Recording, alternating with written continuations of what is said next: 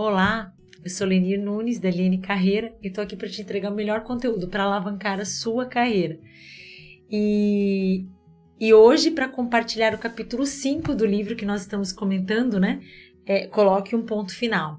Pare de insistir em projetos e relações sem futuro e abre espaço para novas oportunidades. Então, você que ainda não está nos acompanhando, apenas no nosso canal do YouTube a gente tem compartilhado cada capítulo deste livro de forma comentada e adaptada para a sua carreira e também para o seu momento de vida enquanto líder, enquanto empreendedor, enquanto dono de algum negócio, né? Então, nós já falamos, ao longo dos 4 primeiros capítulos, um pouco sobre finais, a gente entender que finais são necessários. Falamos também sobre a poda, trazendo essa questão de precisamos da poda para poder crescer de forma mais saudável, e realmente comparado com a planta, familiarizando-se com os finais, muito importante também, e a diferença entre a dor com um propósito e a dor sem uma boa razão, que foi tema do capítulo 4 e rendeu muitos comentários, falando um pouquinho de mapas mentais, como cada pessoa também ela entende o final, como é que ela processa e ela acolhe essa questão do final, se está relacionado a uma frustração, a uma história de vida, a necessidade de não desistir de alguém, de um colaborador, de uma pessoa da sua relação. Então, foi um capítulo bastante provocativo e trouxeram alguns comentários também bastante profundos, de pessoas que tiveram experiências, em demorar para fazer os seus finais, em finalizar esses ciclos por conta de um dos motivos apresentados no capítulo 4. Então, não deixe de compartilhar muitas vezes com pessoas que você entende que precisam colocar pontos finais, seja numa experiência de carreira, de negócio, de relação, enfim, mas que para realmente fluir e se tornarem mais prósperas, eu nem me refiro a aspectos financeiros, mas prosperidade como um todo, como os vários ciclos, os papéis que a gente desempenha na vida precisam aí fechar algum ciclo. O capítulo 5 hoje começa com chegando ao momento da poda, realista, esperançoso e motivado. Eu acho bacana porque eu acho que esse é o capítulo da virtude salvadora da desesperança, e é muito sutil, porque nós falamos tanto de esperança, de ter esperança, de acreditar que determinada pessoa pode mudar, ou que determinado negócio pode do nada revitalizar e a gente não ter que desistir dele, mas nós precisamos ter aí a consciência de que esse momento da poda ele é necessário, que talvez essa esperança nutrida na ausência de evidências possa ser uma falsa esperança, que às vezes eu preciso desistir de ser apoliana, e ser uma pessoa realista, o autor nesse capítulo 5 ele fala de novo do Jack Welch, quando ele veio, ele teve aí uma carreira muito pautada, e tem uma fala que fala assim, atitudes ilusórias que reforçam essa realidade imprecisa, então ele às vezes ele insistir no engano, ter uma atitude ilusória em situações que não tem nenhuma lógica de se manter presente, Mas vamos começar pelo começo, Nesse capítulo de momento da poda, ele me traz muito essa questão de enquanto adquirimos, ele traz aqui, enquanto adquirimos a humildade imprescindível para realizar os finais necessários direito, primeiro vamos olhar para o desejo destemido, requerido para nos esforçar e fazê-los antes de mais nada. De onde esse desejo vem? Você nasce com ele, aprende, ou mais importante, você pode consegui-lo quando não o possui? Então, essa coragem de tomada de decisão, né? Quando nós vemos, às vezes, alguns líderes, parece que assim, é tão nato que ele nasce não só com a habilidade natural de liderar, mas também com a coragem natural de fazer esses finais serem necessários, né? Então, assim, líderes nascem ou são construídos? Essa é uma pergunta importante, né? Parece que alguns já possuem os genes de liderança e de coragem. Então, hoje de manhã ainda falava para um grupo de mulheres numa formação sobre a questão de ter medo, né? O medo, ele faz parte do processo e ele nos permite ter um pouquinho mais de tato, né? O medo, ele é saudável até que ele nos traga a importância de nos preparar um pouquinho mais ou de nos assegurar um pouco mais de alguns elementos para tomar a atitude, para ter a atitude. Quando o medo ele se torna nocivo? Quando ele me trava. E eu vejo muitas vezes, por exemplo, quando a gente fala de uma candidatura para um processo interno dentro da organização ou mesmo para uma oportunidade, para eu me aplicar para uma vaga fora, né? Como mulheres e homens lidam com esse medo? Né? Como é que elas externalizam ou como que elas trazem isso de forma dominada, né? Então eu posso olhar para uma vaga, para uma posição, né? Então eu estou aqui na minha organização ocupando uma função de analista ou de especialista, surgiu uma posição de gestão. Mas até então eu nunca ocupei uma cadeira de líder, né? Será que eu tenho condições? Mesmo sabendo que ainda vou passar por uma avaliação, né? Será que eu tenho condições efetivamente de me aplicar para essa posição? Né? Obviamente que se eu olhar para uma questão lógica, não, eu nunca fui líder, então eu não tenho habilidade para isso.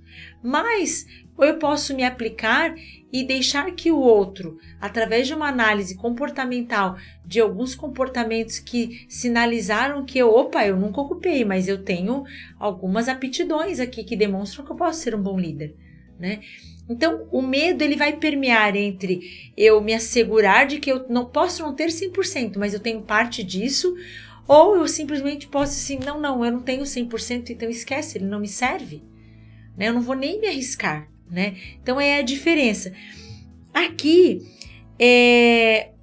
o componente para me trazer-se, né? Eu não sou um líder, eu não tenho naturalmente aptidão a coragem, né? A liderança, a forma de tomada de decisão, mas eu posso ter um terceiro componente, que são as minhas escolhas ao longo da minha vida. Então, eu não tenho evidências num currículo ou numa trajetória de que eu já tenho ocupado determinada cadeira, mas eu tenho aptidões ou escolhas que eu fui fazendo ao longo da minha trajetória que podem demonstrar que eu posso ocupar ou sentar com algumas ressalvas essa cadeira de gestão, né? Então eu posso nascer, eu posso me desenvolver ou fazer algumas escolhas que podem me promover ou me provocar a estar nessa cadeira. A boa notícia, especialmente para quem acha que fins necessários não acontecem naturalmente ou podem ser uma relação em si, né? O fim de achar que eu não posso ocupar ou o fim de achar que não tenho todas as competências, mas eu posso me provocar um pouco mais. E aqui ele traz uma provocação assim: as pessoas bem-sucedidas e todos os líderes de alto desempenho têm uma coisa em comum, que é eles permanecem em contato com a realidade. Então, de perceber fatores que podem me provocar a tomar uma atitude ou a me isentar de assim tá bom, né? Preciso, né? Tá tão bom nessa zona de conforto. Ou talvez também me acomodar com a justificativa de que historicamente ninguém cresce aqui dentro da empresa. Ou historicamente isso sempre vai ser assim. E eu me acomodar com essa justificativa também, né? A consciência aqui, se você está procurando a fórmula que pode motivá-lo a perder o medo, aqui está ela. Você deve ver a realidade exatamente como ela é. Em outras palavras, o que não está dando certo não vai começar a funcionar em um passe de mágica. Se algo não está funcionando, você deve admitir que o que tenta fazer não vai ter resultado. Aqui eu posso também olhar para um negócio a qual eu estou insistindo muitas vezes, né? Já me deu tantas evidências que não vai dar certo, né? O próprio autor, ele traz aqui, gente, o exemplo da Motorola, né? A Motorola é o verdadeiro momento de aprendizado, né? De que ou eu mudo ou eu estou fadada ao fracasso, né? E ele comenta aqui, quando a Motorola não percebeu a chegada da tecnologia digital para celulares. Em meados dos anos 90, a AT&T, nos Estados Unidos, pediu à Motorola que desenvolvesse um telefone digital. Vejam a resposta da Motorola. Eles acreditavam que os consumidores não aceitariam os digitais devido à baixa qualidade do som naquela oportunidade. Então, eles achavam que, como eram líderes de mercado, estavam indo muito bem ao se recusar aquilo que, na verdade, não iria acontecer. O assunto morreria, porque na oportunidade, como eles eram líder de mercado, a AT&T deu oportunidade para eles desenvolverem aí o modelo digital. Eles não toparam e pensaram assim, bom, nós somos líderes, né? Ninguém que tente fazer esse movimento vai dar certo. Mas a AT&T então procurou a Nokia, né, que aceitou. Vamos fazer isso por você. Muito nova no negócio, a Nokia liderou o movimento, terminando com a era do analógico e começando uma nova era digital. A Nokia tomou a liderança de mercado da Motorola, que não perceber o final do analógico em telefones celulares foi um grande erro. Aprendi com essa experiência a prestar atenção quando algo está acabado e é tempo de caminhar com urgência para o novo. Então, aqui, gente, a gente pode trazer vários outros modelos e exemplos de negócios que, naquele momento, estavam indo muito bem. Estavam nadando no Oceano Azul, né? Talvez aqui para a gente trazer isso como exemplo, mas que não estavam atentando para uma nova onda, né? O próprio autor traz modelos de exemplos aqui relacionados ao mercado imobiliário, né? Então, o mercado imobiliário, não estou aqui para fazer uma análise deste mercado, teriam pessoas que teriam muito mais condições do que eu, que atuam nesse mercado, mas existem ondas no mercado imobiliário e públicos que ele está hoje muito mais... estamos nadando no mercado do extremo luxo, do alto padrão. Ou agora é o mercado... Sempre vemos que a construção civil ela tem sazonalidades, principalmente relacionado aos públicos que ela atua. Então, eu preciso entender que eu posso estar muito bem agora, mas que daqui 5 anos talvez eu não esteja bem. Então, eu preciso olhar para onde eu posso capilarizar os meus negócios para não ficar refém disso que hoje está indo muito bem, né? Então, eu preciso enxergar a realidade para que eu possa entender que a poda é necessária, né? Até ele me trouxe aqui um dos discípulos de Drucker, que alguns gestores são capazes de deixar o passado para trás melhor do que outros. Aqueles que têm maior dificuldade de abandonar as coisas são, muitas vezes, incapazes de enfrentar a realidade, enfrentar um fato, né? E talvez, gente, aqui a gente possa também estar olhando para o aspecto vaidade, porque aquilo que está nadando muito bem foi um produto que foi idealizado por mim ou na minha gestão. E como eu acolher que agora ele está num ciclo diferente, que não é mais crescimento, que agora ele está morrendo. Então, algumas empresas, né, um exemplo assim, muito clássico desse mercado, por exemplo, empresas que atendem segmento B2B.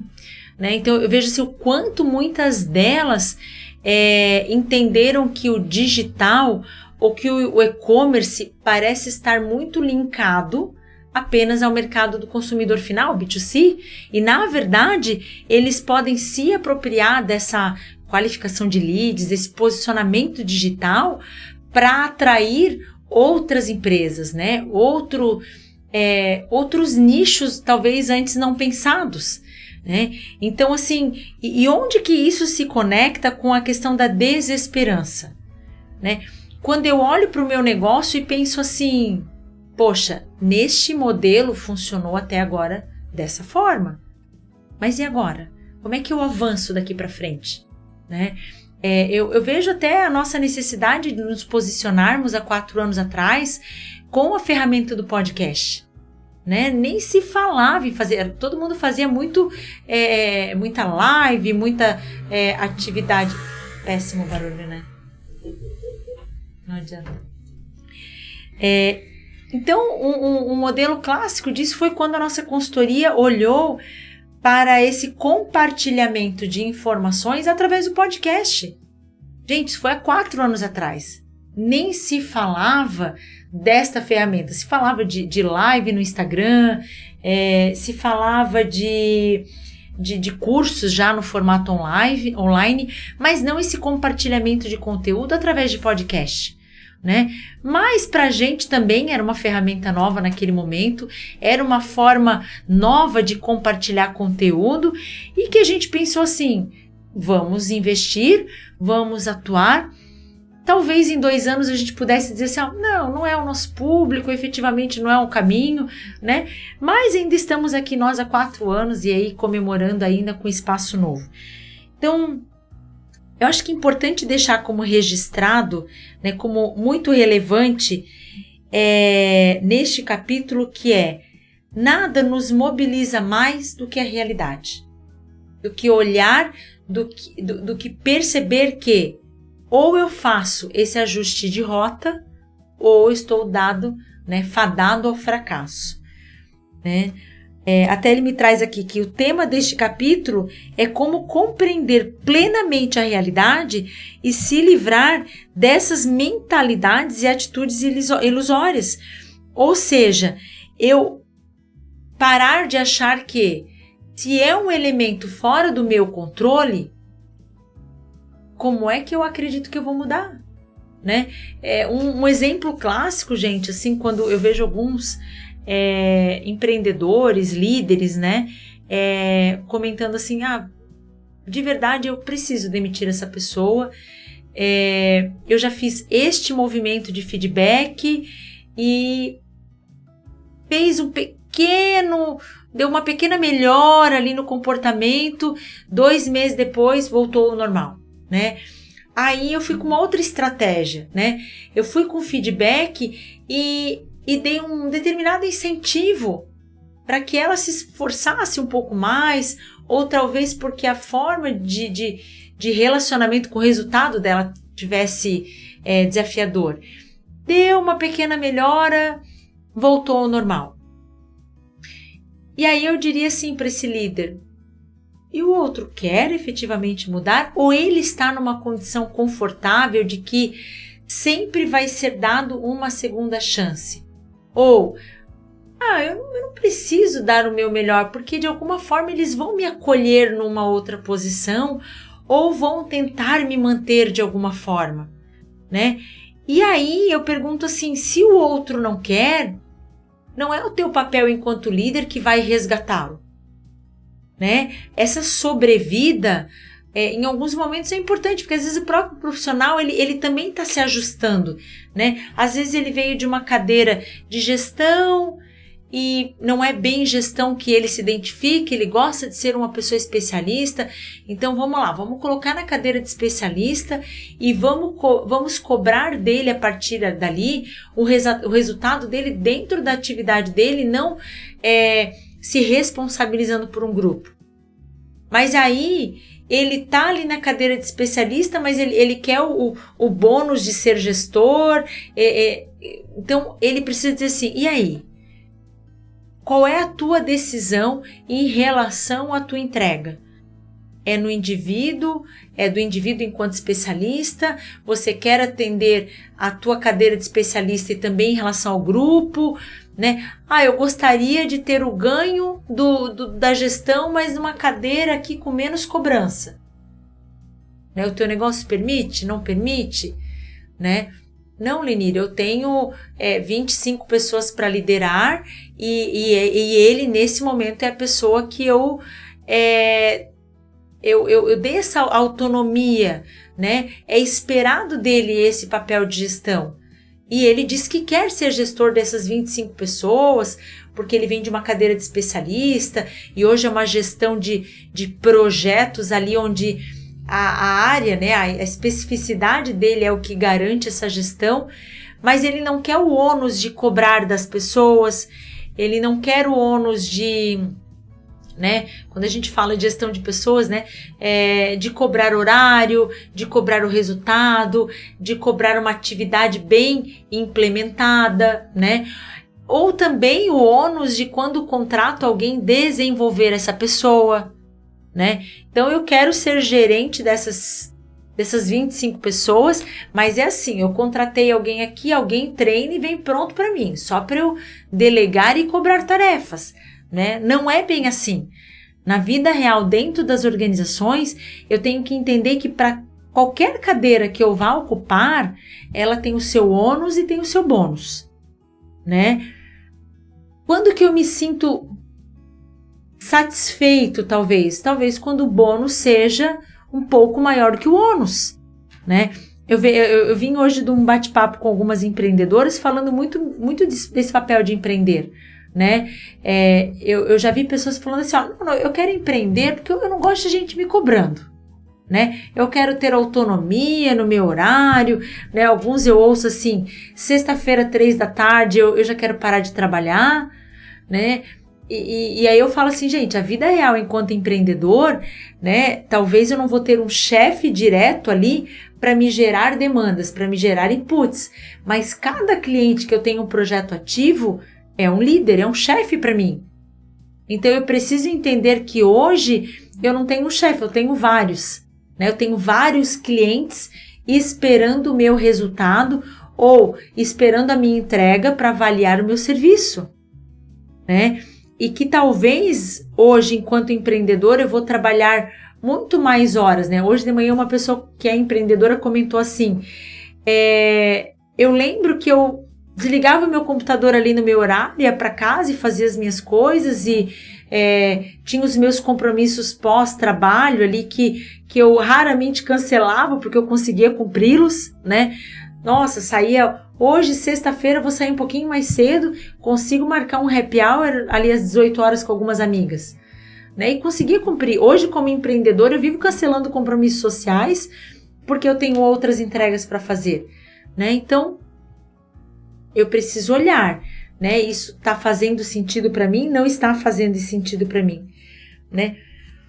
Voltando aqui, o autor ele fala, né? O velho tem que acabar, né? Então eu preciso olhar, né? Eu acho que trazendo isso muito para a questão de celular. Eu lembro do próprio BlackBerry, né? Quanto tempo ele dominou o mercado? Mas ele não fez alguns ajustes e aí o próprio digital, né? O próprio iPhone e outras empresas que olharam essa questão da tela touch como uma oportunidade de ganharem um grande mercado. E o que aconteceu? Né? Ele fadou ao fracasso. Né? E aí ele me diz aqui, assim como o iPhone pôde efetuar tarefas, tantas tarefas que você, quantas aplicações estiverem disponíveis, o outro, ele só achou que o telefone servia, né, o outro telefone, que ele só achou que ele só deveria ter uma determinada funcionalidade. E trago para cá também como a própria iPhone, né?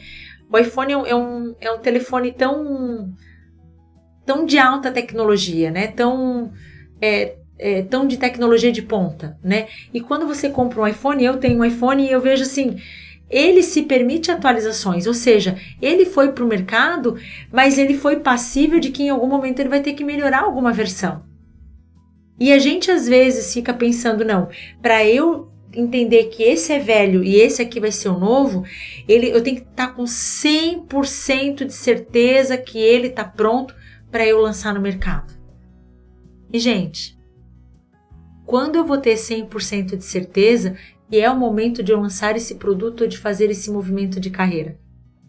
Não vai ser antes de fazer o movimento, e sim durante, né? Trazendo isso um pouco para a nossa carreira, quantos profissionais demoraram para fazer um movimento de carreira, demoraram para tomar uma atitude, porque assim, Lenir, tá ruim onde eu tô, mas assim o mercado me dá sinais assim que vai ser tão difícil eu me recolocar, né? E aí ele toma atitude e faz o movimento de mercado e passam 3 meses e geralmente essa pessoa depois de 3 meses ela fala assim, ó, nossa, eu não achei que ia ser tão bom ter feito esse movimento, né? E quantas pessoas, né? A gente pensa assim, nossa, fora daqui não existe fora da empresa onde eu tô. Ou não existe oportunidades melhores do que a empresa me oferece aqui dentro. E às vezes existe sim. Você que não passou ou não parou para olhar de forma tão realista. Né? Ou talvez você está tão conformado com o que a empresa te oferece que você não conseguiu nem olhar de forma mais tão esperançosa que o mercado lá fora pode ter oportunidades melhores. Né? Eu vejo um grande desafio, gente, nesse mercado agora de... eu sempre fui carteira assinada, eu sempre fui CLT, isso me deu assim uma garantia, né, de que se eu tivesse um acidente de trabalho, eu tivesse algumas garantias. E ao longo desses 20 anos que você trabalhou enquanto CLT, você precisou de seguro-desemprego? Né? Parece assim que é uma desculpa assim tão distante da realidade, né? E pode ser uma lei aí que aconteça de fato, ele faça um movimento para a PJ no segundo mês aconteça. Gente, é uma fatalidade, pode acontecer, né? Mas que outros recursos eu posso ter numa modalidade PJ, talvez não tão estável, né? Mas tão estável de bons ganhos no mês e ganhos não tão expressivos em outros, então vai me exigir um determinado planejamento, vai me exigir uma determinada organização que eu não preciso gastar energia hoje. Então é uma questão de avaliar. Então eu como PJ nesse mercado eu poderia ganhar 3 vezes mais, mas vai me trazer algumas inseguranças, algum desconforto, ou eu vou me sujeitar a ganhar 1/3 disso, mas com certezas ou com mais garantias ou com menos vieses de instabilidade. São escolhas. São escolhas e que o próprio autor ele traz aqui, e ele já trouxe no capítulo anterior, né, que eu preciso olhar ou eu preciso discutir e refletir sobre algumas questões, né? Aqui, ó, lembre-se, para chegar lá, você tem de ser honesto consigo mesmo e manter a disposição de enxergar a desesperança quando ela está bem na sua frente. Então, assim, eu já vi executivos numa condição de diretor ou de gerente falarem assim, ó, puxa, eu sou um ótimo diretor de vendas, mas se eu tivesse na condição de representante, teria mais incertezas para gerenciar, talvez eu estando nessa ponta do mercado, eu teria que ter um fundo, né, ou ter um planejamento mais assertivo, não teria o status de diretor, né, eu seria um representante, mas eu poderia ter um ganho diferenciado. Né? Então, eu preciso me despir de algumas certezas, né? De algo que... Mas o mercado está caminhando para isso. Por que só eu estou insistindo nessa cadeira executiva aqui, quando a grande maioria já está nesse modelo aqui e está descobrindo outras potencialidades e outras possibilidades? Né? E aí o autor ele faz uma proposta. Você tem de chegar a esse momento com visão 20x20 para ver... fazendo o trabalho sugerido nos capítulos anteriores. Para ter uma visão clara, é preciso dar passos que já discutimos.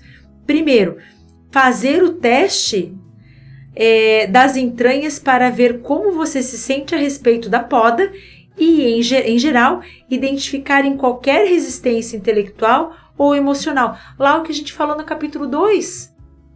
Se isso está num aspecto só emocional, de mindset, ou é uma realidade que você precisa entender que não existe mais força nesse galho, ele já está morto. Para quem insistiu, vou ter que fazer a poda, né? Ou é um apego emocional.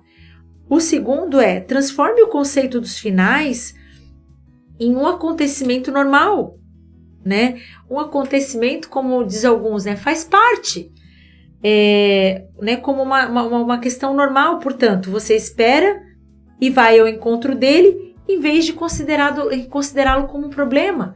Então, eu vou precisar entender que é mais um problema que eu vou ter que resolver, ou mais um assunto que eu preciso fazer um check da minha agenda, ou eu continuo sofrendo com esse não ponto final.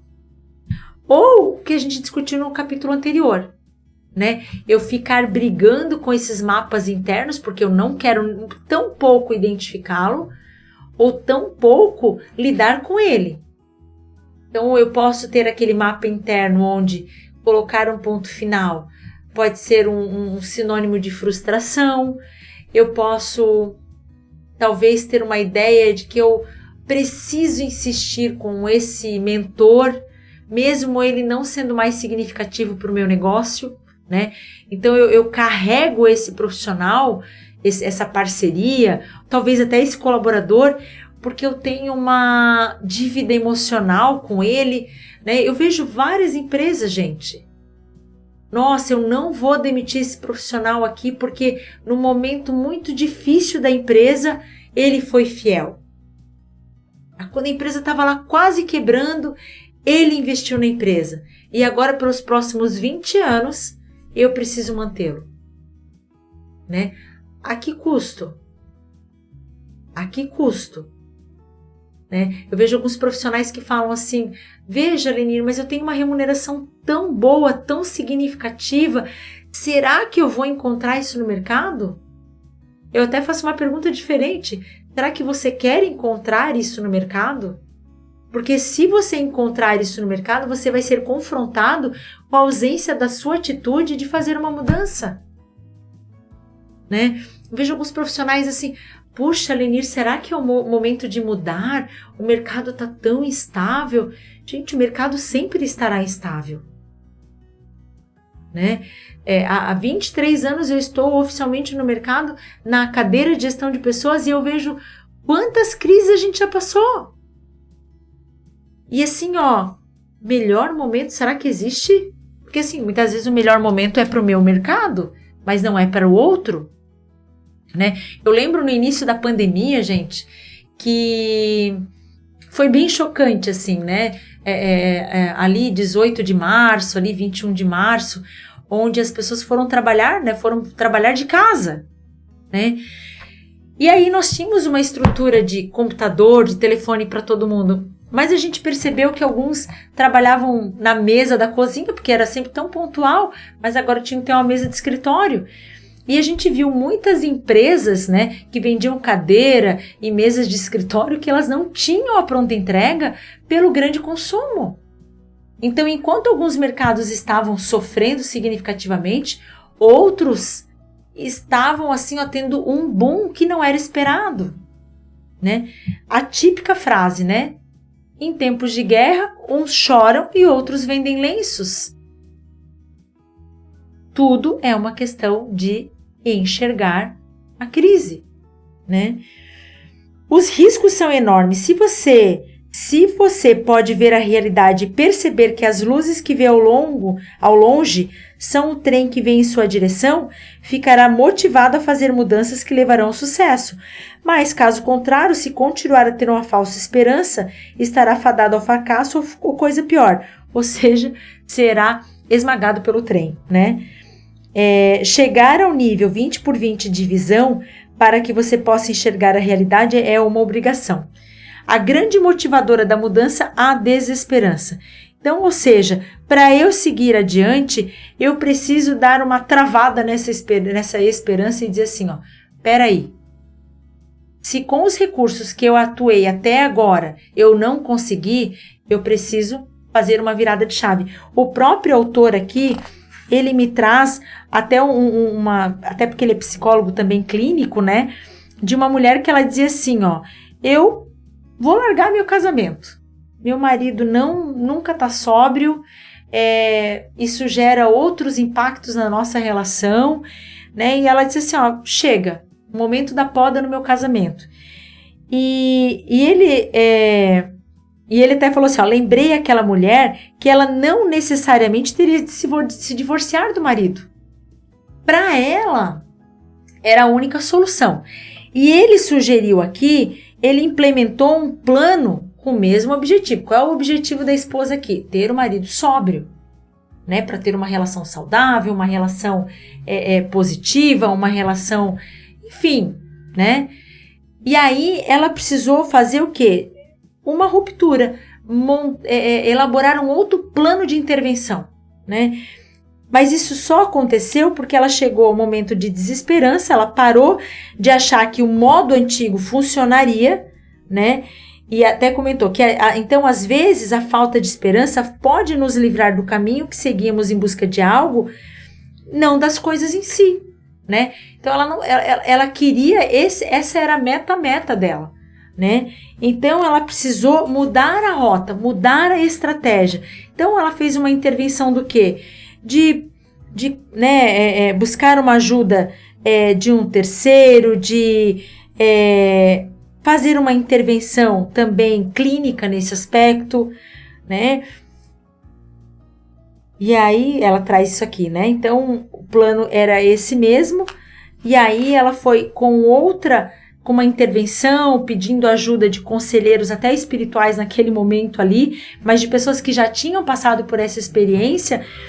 E aí ela precisou, com aquele profissional, na verdade, com o psicólogo naquele momento, de um bom diagnóstico, para eu, de fato, atuar de forma mais cirúrgica no problema, né? Então, o primeiro é o desejo ou a expectativa por algo que vai ocorrer no futuro, né? Eu espero que essa coisa se altere. O segundo é baseado na crença de que algo vai acontecer no futuro. O problema real é quando temos um sem o outro. Então, eu tenho o desejo, eu tenho a expectativa, mas eu tenho que ter essa expectativa baseado em algo que pode acontecer, né?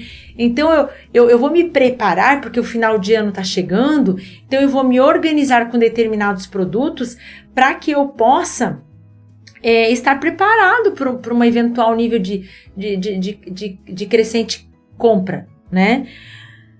Ou eu posso ter essa crença, esse desejo, essa expectativa num mercado que tende à recessão. Então, eu não tenho um fundamento. Então, o meu diagnóstico não está certeiro, né? O problema real é quando temos um sem outro, ou seja, um desejo sem nenhuma base. Isso é esperança sem referência na realidade, mas em nossos desejos e nossos anseios, né? E aí ele traz aqui para finalizar o investidor, né? Que ele vai pedir uma ajuda no banco, ele é um empreendedor que ele vai pedir uma ajuda para o banco e ele diz assim, olha, nosso negócio está uma confusão, mas esperamos que no próximo ano tudo se resolva. Então me empreste algum dinheiro hoje. Então o banco, de forma muito racional, vai dizer assim, peraí, tu não tem o mínimo de segurança para que eu faça investimento, né? O problema não é o negócio estar bagunçado no sentido só de processos, mas eu estar alinhado a um plano de ação para corrigir aquilo e eu poder em algum momento trazer algumas garantias. Então eu posso ter essa fala, olha, em algum momento isso vai se resolver. Ou eu posso dizer assim, ó, nosso negócio está uma confusão financeira, mas já conquistamos o direito de operar em 12 novas regiões que antes não tínhamos, contratamos um gerente de venda experiente para substituir o sobrinho do atual proprietário, firmamos um contrato para ser um dos fornecedores do determinado negócio, né? Então, temos real esperança de que no ano que vem, pautado nessas ações, possamos ter um resultado melhor. Então, temos uma real esperança de que podemos, nessa mesma época, ter superado essa situação. Por isso que precisamos de algum capital para preencher essa lacuna. É um pouco diferente, né? Então, eu ter uma esperança pautada em algo real ou em um desejo. Talvez você tenha pensado em algumas pessoas aí que tem essas faltas de esperanças, né? Então, assim, pais com filhos adultos e que a quem continuamente socorrem, né? Então, cônjuges esperando que os outros melhorem, líderes de negócios ou empreendedores esperando que algo ou alguém funcione tão bem que eles mantenham a esperança viva, né? Ou seja, todos podem ser vítimas desse padrão no qual o desejo define a esperança. Triste, gente, esse capítulo foi muito forte para mim quando eu reli para a gente poder compartilhar aqui, né? Às vezes, tantos sinais e que a gente sempre espera, né? Às vezes a gente faz uma oração dizendo assim, ó, eu quero 2 sinais para tomar essa decisão, né? E você já tem o 3º, 4º sinal. Mas na verdade a gente não quer ter a atitude de fazer a mudança, né? Os sinais já vieram, mas a coragem ainda é um sentimento muito longe para eu ter a atitude. E para finalizar, né, ele traz aqui, a esperança não é uma estratégia, né? É uma insanidade, né? Carecer de esperança, né? Ou seja, continuar fazendo o que você está fazendo, aguardando diferentes resultados. Desistir da esperança se há vitória à vista é um erro, mas permanecer com uma falsa esperança é uma fantasia que pode levar a um fracasso sombrio. A questão é, como você sabe a diferença? Há uma chave, uma fórmula? Sem uma bola de cristal, há maneiras de saber quando manter a esperança em alguém ou em algo e quando abrir mão dela e realizar o final necessário, né? Qual razão, além do fato de que desejo este trabalho, eu tenho para acreditar de que amanhã será diferente de hoje? Isso aí. Difícil, porque a emoção às vezes fala mais alto, né? A vaidade às vezes de ter apostado em alguém, né?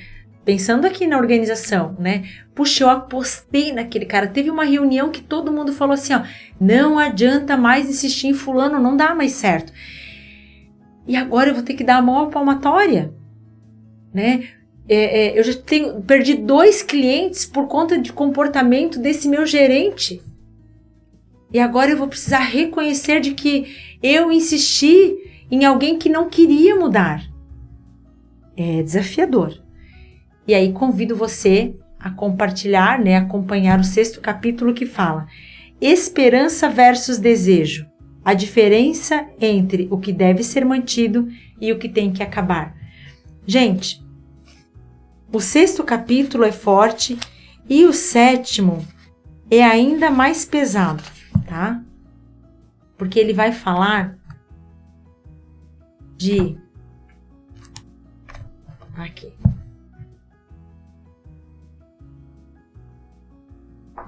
Pessoas. A gente comentou isso lá no capítulo anterior. A sábia, a tola e a má.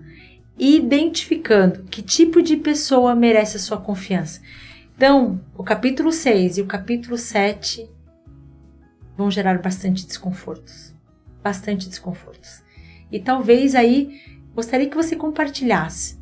Se até agora, né, nesses primeiros capítulos que a gente teve a oportunidade de compartilhar com você, você já teve a atitude de, ou já identificou em que momento que você está.